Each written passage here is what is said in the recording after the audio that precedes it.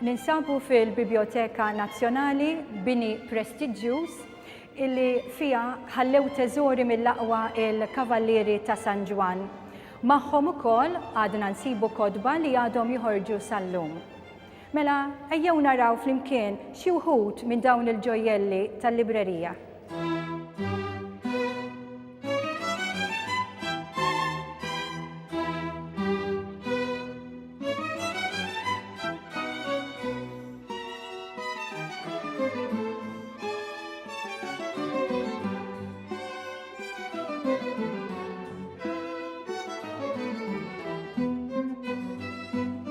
Qudiemi għandi manuskritt importanti ħafna u prezzjuż ħafna, wieħed mill-kollezzjoni ta' kodiċi MP3 li għandna fil-Biblioteka Nazzjonali li juri l-ħajja ta' Santa Nina Abbati, il-Monaku tad-Deżert.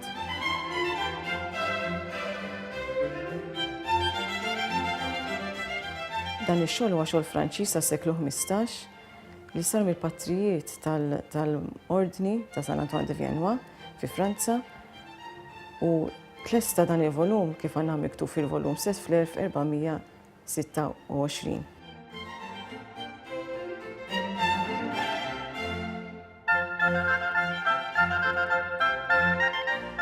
Fil-kolofon, ġifieri fl-aħħar parti tal-volum, għandna id-deskrizzjoni ta' min ħadem fuq il-volum u eżatt x'għamlu daw il-persuni. Nafu li Robin Fournier Pitter l-istampi, l-informazzjoni ġiet miġbura minn Jean Masselar u Pierre kiteb il-tekst. Il-tekst huwa miktub bi skript gotiku li kien tipiku ta' dak iż-żmien ta' dik l-epoka, però jinqara tajjeb ħafna, fih ħafna abbreviazzjonijiet, però jekk tkun taf kif ix-xogħol huwa faċli ħafna. Il-tekst huwa bil-Latin.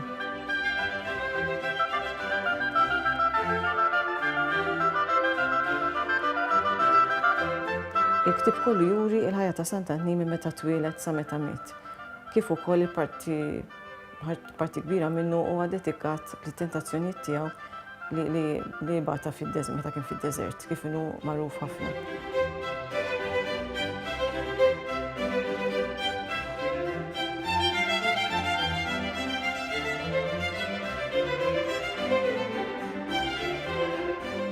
Dan manuskritt hemm kopja waħda biss fid-dinja kollha apparti ta' Malta ġewwa Firenze fil-Biblioteka Lawrenzjana f'Firenze li għad differenza minn ta' Malta fih 4 folji żejda.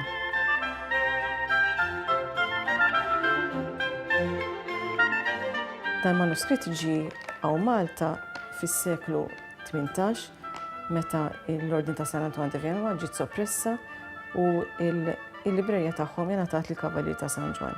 U bekk dan il-volum sabiħ ħafna ġie biex jifforma parti mill-kollezzjoni tal-manuskritti tal-Biblioteka Nazzjonali ta' Malta.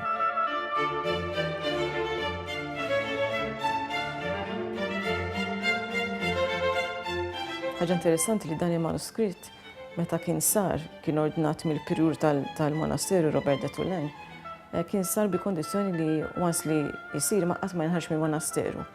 Però mill-istorja nafu li 300 sena wara skont iċ-ċirkostanzi li kienu tiġu dak iż-żmien kellu jinħareġ u fil-fatt sapruhu Malta.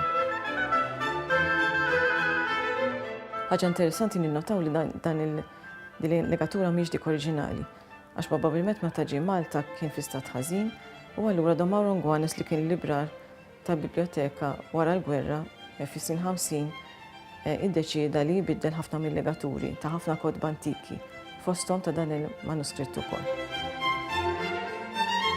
Nota interessanti li nsibu f'dan il-volum inkiteb meta dan il-volum ġie Malta u ġie forma parti mill-kollezzjoni tagħna, fejn din in-nota tajt li dan il-volum kien jappartjeni lill-patrijiet ta' San Antoine de Viennois bħala numru 32 u din in-nota saret meta kien Malta fil-1782.